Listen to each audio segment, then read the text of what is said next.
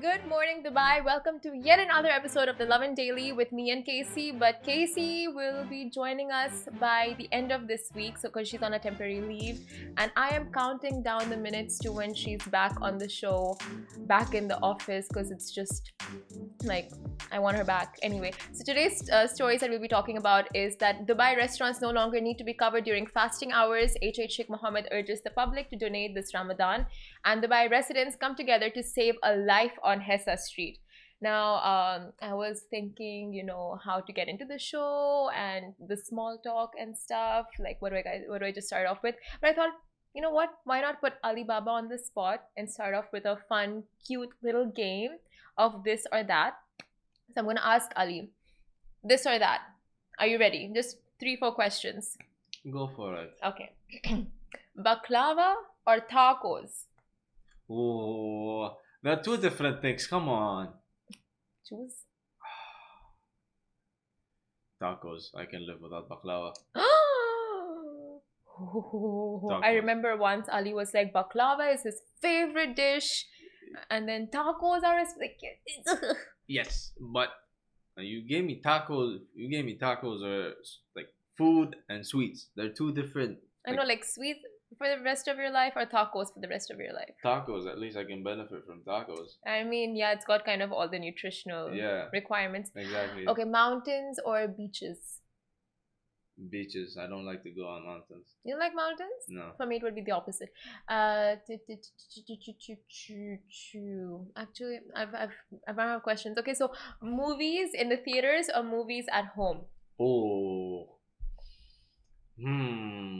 I always love to go and see movies at the theater, so I would say theater. Theater? Yeah. Guys, you guys can play along as well. This or that. Movies in the theater or movies at home on Netflix. And hi, for someone said hi from Germany. Hi back. It doesn't hit. Hi, baby. It hits different at the movies, you know. Yeah, it does. Totally, it hits different, and that also when you're watching with so many people vibing to the exact same thing that you are. Exactly. It's a whole mood. Theaters. Yeah, of course. But yeah, I've run out of questions. Those are the only things I thought of. So we move on. So we move on to our very first story. Lots of things happening in Dubai, the UAE, around the world. But right now, the biggest news to have hit your screens in Dubai is about restaurants during Ramadan in Dubai. So Ramadan pre-2020, you'd walk into a mall during fasting hours and you'll see all the restaurants and food court dining areas would be completely covered. And for some, the only option was to eat at hotel restaurants. Well, that's all about to change this Ramadan because the Department of Economic Development by Economy issued a statement clarifying that Dubai restaurants will no longer need to use dividers or curtains to section off visible dining areas during fasting hours. The circular states restaurants will be allowed to serve customers without putting in place curtains, dividers, or facades, as has been mandatory practice previously. Now, the practice was previously put into place to block off dining areas from the sight of those who were fasting. And in addition, restaurants in the Emirate will no longer be needing a permit to serve food during fasting hours. Now, this practice will be put into place starting the first day of the holy month, which is probably going to be tomorrow, like 99%, depending on moon sighting again. But yeah, this actually got a lot of mixed reactions, while a majority of residents and citizens and visitors were praising this initiative. There were some comments that were just like, oh, is it the best thing to do? This is so out of the ordinary. Like, it is a massive move, first of all, for F&B outlets, because firstly, the pandemic has hit F&B so hard during the coronavirus period and everything. And then during Ramadan, closing it off and covering it from the public would have been added to the losses of a lot of outlets. So this, in a way, is helping them as well. And we put up the announcement on our Instagram last night, and it got many mixed reactions. I'm just going to read some out for you guys. Now, Nicole on Trend, she wrote 15 years here in Dubai, and it'll feel very weird, almost naughty eating in public during Ramadan. And I'm not sure I can do it, wouldn't want to offend anyone. So she said, she doesn't fast, and she's like, she would feel like it's still doing something wrong eating out in public while everyone else is fasting, because that's the norm that we are used to here in the UAE and here in Dubai. that you eat privately, that you respect those fasting, you don't eat in public areas, and that too you make sure if you're going to the restaurants and dining areas, like it's covered, so that way at least it's away from the sight of those fasting. But yeah, people are like, same here, I don't think I would do it out of respect. You are so polite, I wish. Okay, that's one spam comment, we're not going to read that one. Okay, so one person wrote, respect for Ramadan starts within and is reflected on the self. As a fasting Muslim, I see this as an added opportunity for rewards from God, as to see food and still refrain is even more respectful to our Lord.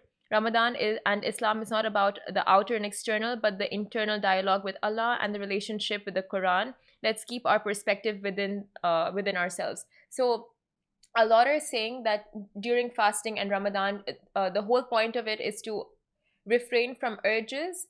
And what it does, like covering food, is like it hides your temptations. But now, when you're not covering the food anymore, you're facing your temptations face to face, and that shows, you know, it shows that you're a better.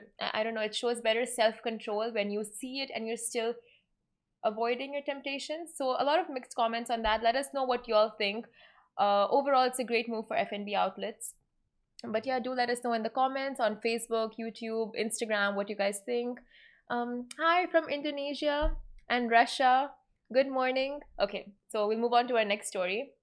Now, Sheikh Mohammed urges the public to donate this Ramadan. Now, in the spirit of the holy month of Ramadan, His Highness Sheikh Mohammed bin Rashid Al Maktoum, Vice President and Prime Minister of the UAE and the ruler of Dubai, is urging companies, businessmen, and the public in general to donate to help those in need as the pandemic continues to impact millions across the globe. The UAE has also pledged to support disadvantaged people by providing 100 million meals. Now, this campaign will be with your help as well. It will be rolled out with your help and your donations. So this will be rolled out in 20 countries across the Middle East, Asia, and Africa. The campaign shows the UAE's true essence as it's built on tolerance, compassion, and solidarity. And the campaign will ensure that even a single dirham donated will secure a meal. So this article we will post later onto our website with the numbers you guys can contact and dial to send the donate your money to. But make sure you guys donate to official websites, because the UAE is very strict on giving money to beggars, and those found begging will be punished. So make sure, if you do want to donate and if you do want to hand out packages or any of that, do it through the right mediums and right platforms. So this if you guys go on to Sheikh Mohammed's social media pages and social media handles, there itself you'll have a bunch of information on where you can and where it's like authorized. So yeah, we'll have that information out later on our website. So do come log into our, oh, you can download our app, the Love and Dubai app, or just come onto our website, our Instagram. Our information is everywhere.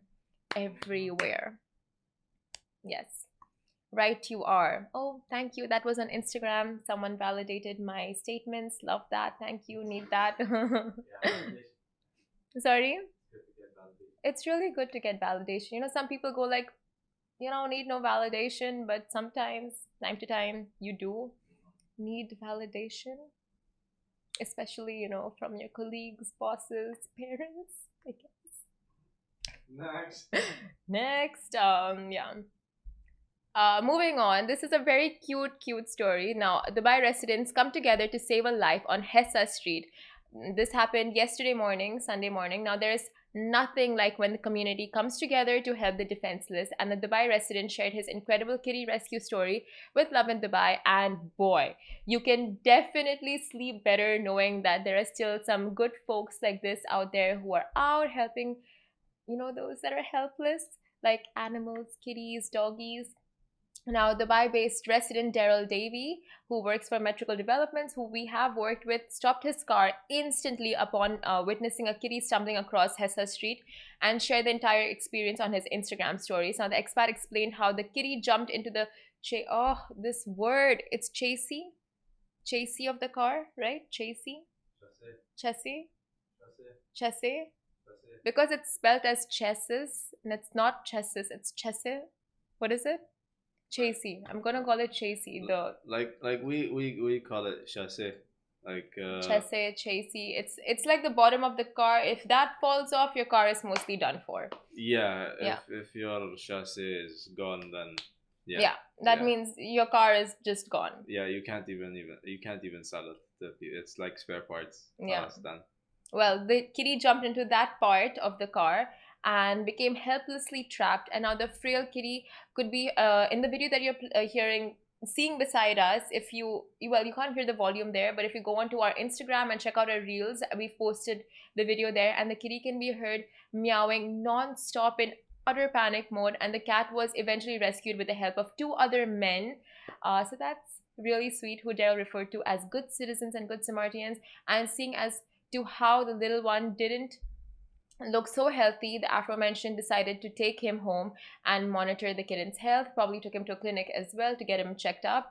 And yeah, it's always great. The community coming together to save a helpless animal is exactly what we stand here at Love in Dubai, because we love animals here. Yay. Yay. And we have so many amazing stories like this where residents go out and help kittens and cats and strays and dogs. It's just amazing. Like really, there's so much bad out there. So when you see and hear good stories like this, good people doing things from good faith, it brings it restores your faith in humanity. So just love that. Ali's just like, yeah, yeah, yeah. I'm not Cool. saying yeah. I'm not saying yeah. Like we should be helping out. Yeah, anything that like an animal that we see, a person that needs help. Yeah, Especially Ramadan is coming up. yeah. It's the best time. Even though you should be doing good deeds throughout your lifetime, but Ramadan is a special month. Especially, yeah. Especially in Ramadan, you can focus on doing good and becoming a better person, helping Yes. people out. The month of introspection where you can look into, like, reflect and be like, how can I become a better person? How can I do better for the world? Bring about a more positive change? What can you improve in your life? So that's all so true. I have this one friend, just speaking of like animal rescues, who once when he was driving down, he saw a turtle like walking across the yellow line in the pedestrian path. He stopped his car on the side. He went and rescued the turtle. Like, these stories are all so good. Like, people are there, so many good people out there. And you know what, we would love to hear your stories. So if you guys have something you all have done, want to share, just to raise awareness or to share it with others, to inspire others, do let us know in Love in Dubai. Drop us a message, DM, or just comment somewhere. We will get in touch with you, and you can share pictures and your stories, and we'll talk about them here in this community space, and maybe Exactly. invite you to the show and interview you. Speaking of drill you interviews, down.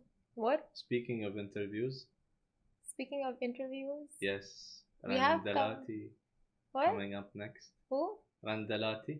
Rendalati is coming up next, of course. Ali, do you want to give a shout out, because I know she's your friend? Yeah, we interviewed over the weekend Rendalati, and went well. You have to see it.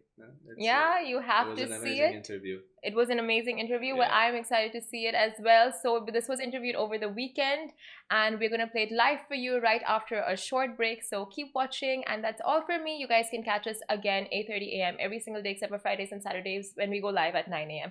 Thank you. Bye. Good morning, everyone, and welcome to Love and Daily Show. Today, I am Mariam Ali, going to present to you Rendalati. I am the one who takes lives on the weekend with Shireen Ahmed. Rand is a very famous influencer in the region. She has 1 million followers on Instagram, TikTok, and Snapchat, and more than 2.2 million subscribers on YouTube, with her sister Judy Dalati. How are you, Rand? I'm How was good. everything? That's right, yeah. So I wanted to ask you a couple of questions. Yeah. So the first one is, how long have you been creating content? I've been creating content for the past 3 years now. And how did it start for you? It started on YouTube when I decided with my sister Judy that we want to start a YouTube channel which we post fun content on it. It wasn't really so serious, and we didn't want to get famous. We didn't think even about it. Then it just happened. And did anyone encourage you, or did you take the initiative? You and your sister. What happened is that we posted a vlog, which we were going to Abu Dhabi for 5 days. We just posted it because we wanted to save it there to watch it later, and then we posted after I think 2 months, us going to the hair salon, and she cut her hair. It was so long, and she cut her hair to a boycott. And that video, it got 1 million views out of nowhere, 30,000 subscribers on YouTube in 1 week, and it was trending on all Arab countries. From that point, we started and we decided that we want to take it official, and we wanted to be professional about it, and upload content twice a week. That's great. And so your challenge on YouTube is mostly about challenges and vlogs. So tell us the weirdest challenge you both of you decided to do. Weirdest challenge. Yeah. Actually, there are many weird challenges that we decided to do. Some of them are with a charity, others were alone. For example, we went to the industrial area of Jabal Ali, and we gave 5,000 meals in Ramadan. It was so weird because we couldn't even go out of the car because it's an industrial area where men are allowed to go but not women. So it was a bit new experience to us. Another experience, once we gave also 150 flowers in Dubai. Wow. To men and women, so it was really nice. What other experiences? Like challenges, we used to do many challenges. One of them was putting 100 coats of foundation, 100 coats of lipstick on our faces. So I think that YouTube made me live nice experiences, and made me try new experiences. Okay, so you made a lot of challenges, like you said. Yeah. Which one went down the hill? Like, which one was really bad? Like, it ended up in a very bad result for you.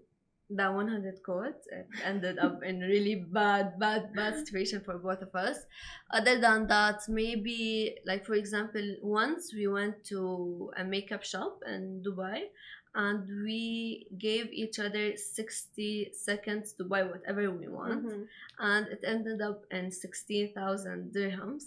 Wow. So I think this was one of the experiences that we had, and it ended up not in a really good situation.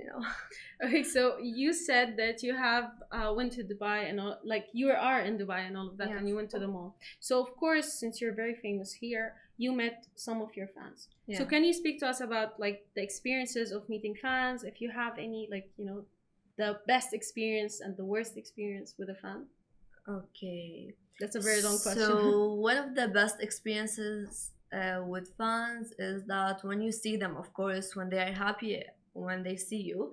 But one of the experiences that I always remember is that one of them, she came to me in Dubai Mall and she started crying, and I didn't know if she lost her parents or is it just me. Then she was a fan, so I think this is one of the most emotional moments that I had with one of them. One of the worst maybe is that in places that I think it's more private. For example, I had couple of fans where they come to the house and take pictures, while I think it's supposed to be private. If I'm standing on my balcony or in front of the door, for example, before 1 week, it happened that one girl came and she was in front of the door, and then when I came out, she started taking pictures. So I think this is supposed to be private, and to not let anyone come and do what they're doing.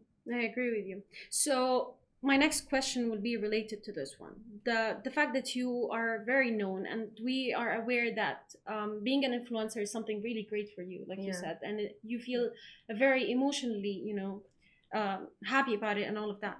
But what are the challenges that like you face as a social media influencer?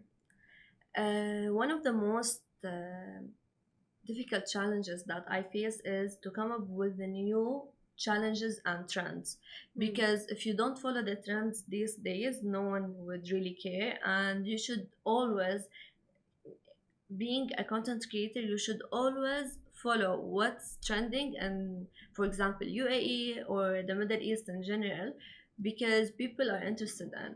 That's why we came up with a new idea for our YouTube channel, which was 2 weeks ago, to have a whole episode, which name is Trend, and we talk about the trend in the Middle East, whether it's on Twitter, YouTube, Facebook, or any other platform, which is, I think it's great because you can connect more with what's trending, and also you can connect more on social media.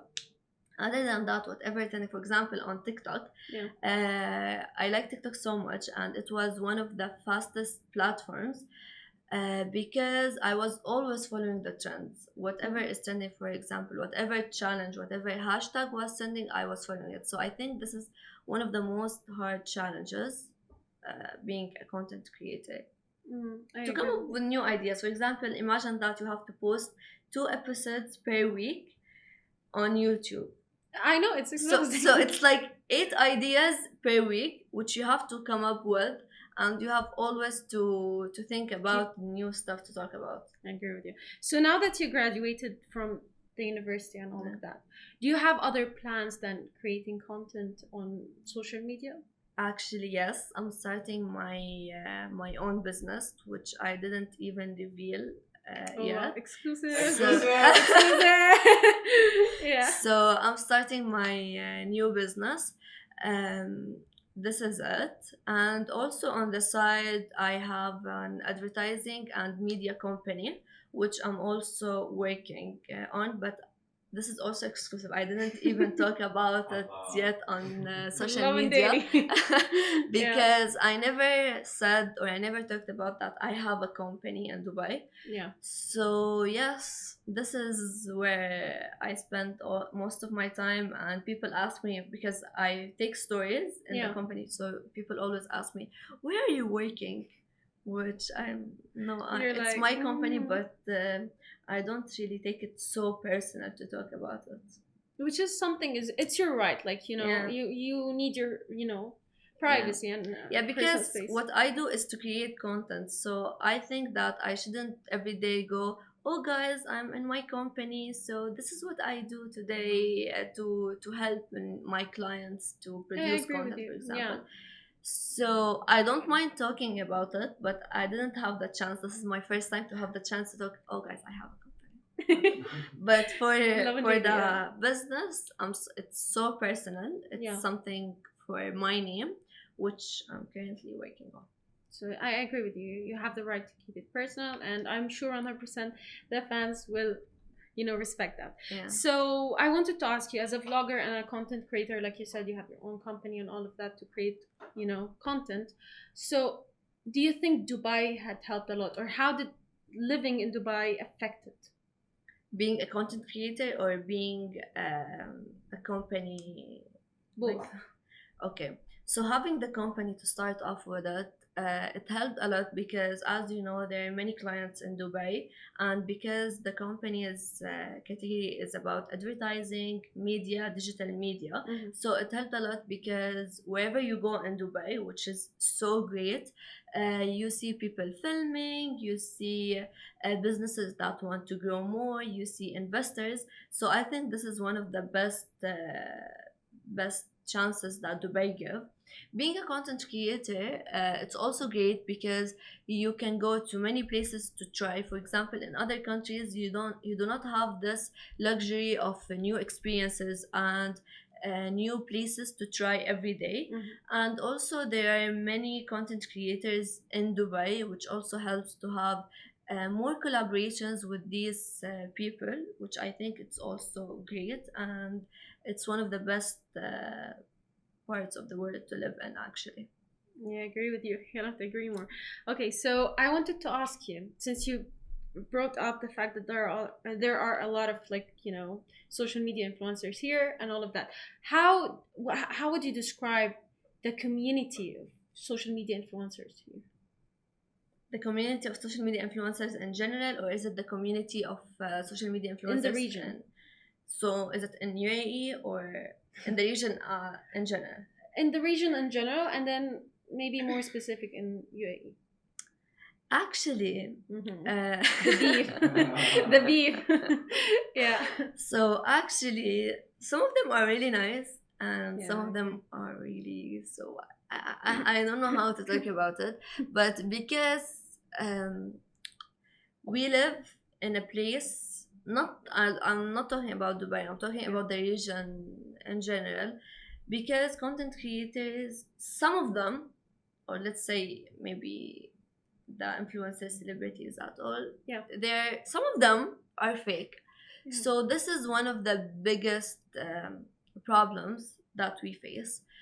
But on the other side, some of them are really so helpful, are really so nice and kind, which I think it's great. And because many people, our content creators who live in Dubai, they're helpful and they're willing to collaborate with you and to do stuff and to do new experiences. It's great. And many of my close friends are actually content creators. Mhm. So I think they're, You think it helps to be in here, like in Dubai, to for sure it helps, because the most place where it has Arab content creators, let's say, it's in the UAE, maybe Saudi Arabia as well. Yeah. But I live here and I see that there are many people not only living here, but people coming and traveling, traveling here and traveling back to their countries. So you can have the chance to see them, because also UAE is a place where many people come to visit. yeah. So A lot I of think people. it's, yes, I think it's great. Okay, so again back to the challenges that you face, but this time it's different. So you said before, like you had children coming to you and all of that, and being emotional. I to thought see that it. you had children, so No, I'm no, a mom, so okay. no. I mean, like Yes. had I was children, like, what? not This is- yours, but like other people's children. Yeah. But like you had children coming to you, and like seeing you as a role model to them, and Yeah. like loving you as a role model, and they aspire to be like you. Okay, so how do you feel about this? How do you feel about the fact that you have a huge responsibility on your shoulders to guide these people? Actually, it's as you've said, it's a huge responsibility, which I am not sure if I really could handle it or not. Mhm. Because one mistake, which I didn't do till now, alhamdulillah, Alhamdulillah. يعني, but one mistake can affect them trust. big time. Yeah. Yes, and can affect the trust big time. So I think it's really challenging, but you always have to consider them, and you always have to consider who your followers are Mhm. and what you're saying. For example, every time I post a story, if it's a bit sensitive, whether it's about age, country, whether it's about, I'm talking about something trending on one of the countries, I have to consider what I'm saying, because maybe it's okay for me, for example, to say something about an X country, but for them it's not acceptable. it's not acceptable. Yeah. So it's really so hard, and I faced many problems when I started. For example, Yeah. one term which might be fine for me, it's not fine for everyone. So Yeah. terms really play a big Yeah, I was role. about to tell you, for example, like in different dialects, sometimes we say a word, others don't Yes. say it. So Yes. it becomes a very, sensitive thing to do. Yes. Okay, so my question for you would be, first of all, like, what would, like, if someone approached you and they were like, I want to become an influencer tomorrow, and Okay. they're young and they're ready and all of that, what would you advise them to do? Fun fact that maybe 90% of them, Yeah. they say that and they want that. And whenever, so on my Instagram stories, I always try to be active, to always interact with my followers. Mhm. So whenever I put sticker stories, I ask them questions.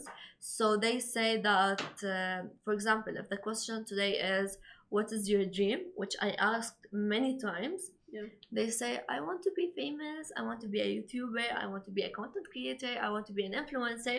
So I see it when they write it, I see it when I meet them, which I think they think it's great, because they always see what's in front of the camera. So Yeah. they don't see the days we spent writing new ideas, writing scripts, coming up with new ideas, and they didn't see the much of maybe the hate comments that many people will not handle. Yeah. So I think they only think that we're having fun for 10 minutes only in front of the camera for YouTube, where they do not know that maybe this 10 minutes it took 2 days to film and 2 days to edit.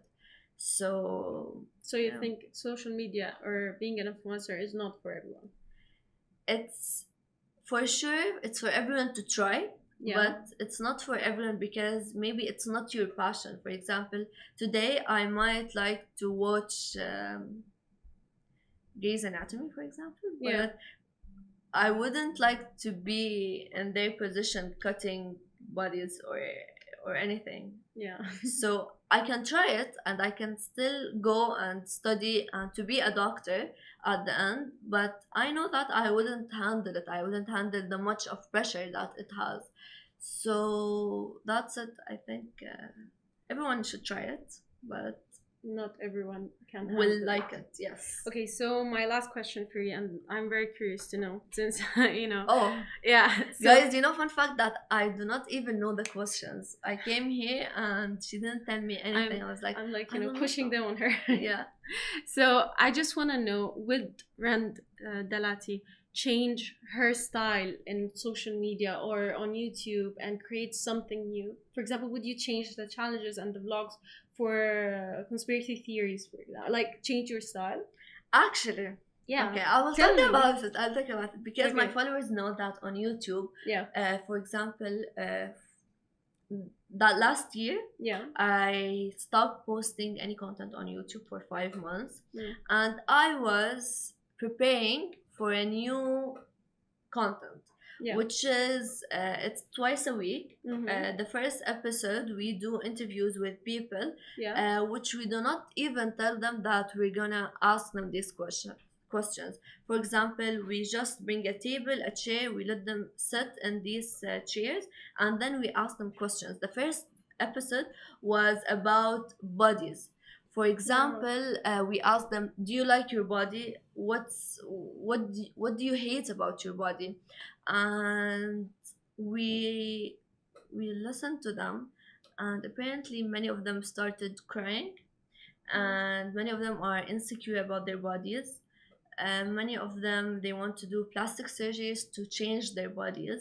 So we saw that many people have insecurities not only about their bodies but about everything, about their mental health, about anything. For example, about them being angry and they have anger issues. So the second episode was about anger issues. The first episode we asked them, the second episode we reveal it, we talk about it. So we actually went on YouTube, we filmed, and we said, "Hey guys, I do not, I do not like my body fully. Yeah. I hate this, and that in my body, and it's fine to hate it, but you should live with it. You should fix it, Should and embrace yes, it. Yeah. yes, but it's So- fine to hate your body." So we tried to change the content, Mm. but apparently people like entertainment content more. So all the comments were, "Guys, no, go back to challenges." Too deep. Guys, I swear, like Yeah. preparing this content took 5 months. Okay, Oh. preparing and I stopped it. I filmed 16 episodes and I uploaded only 4 of them because people all of them were like, do pranks, do challenges, where I wanted to do a change in the region, Yeah. but you don't want the change. It's your choice. It's your choice. I will do challenges and vlogs. I have a question regarding what you said. So, do you think that the problem when people are insecure is it because our generation are very into they see perfection on social media and all of that, or is it because they Yes, expect themselves yes. to be I said that on in the YouTube channel. I Mhm. said I know that many social media, because one of them she brought that up and she said that I always see models on Instagram. I see their bodies. I see blah blah blah. So when I revealed it and when I talked about it, I said that you see many influencers on or models on social media, and you see that they have perfect bodies. Where if I have a perfect body or you see a perfect body on Instagram, I know that 99% of chance it's Photoshop. Yeah. So why would you even care? And you can go yourself, take a picture of your body and Photoshop it, and it will look like models. So I know that many people are faking it, which I think, okay, you're photoshopping your pictures. I don't really mind it because this is how you want people to see it. But Yeah. what I really don't like is that people are getting affected by it. As if it's real. I agree with you. Yes. That was great. Thank you so much Thank you. for joining us. And it was a pleasure to have you here. And it was a pleasure for you to answer our questions and all of that. Thank you. Thank you, guys. And have a nice day. Guys, that is a wrap for The Lovin Daily. We are back same time, same place every weekday morning. And of course, don't miss The Lovin Show every Tuesday where I chat with Dubai personalities. Don't forget to hit that subscribe button and have a great day.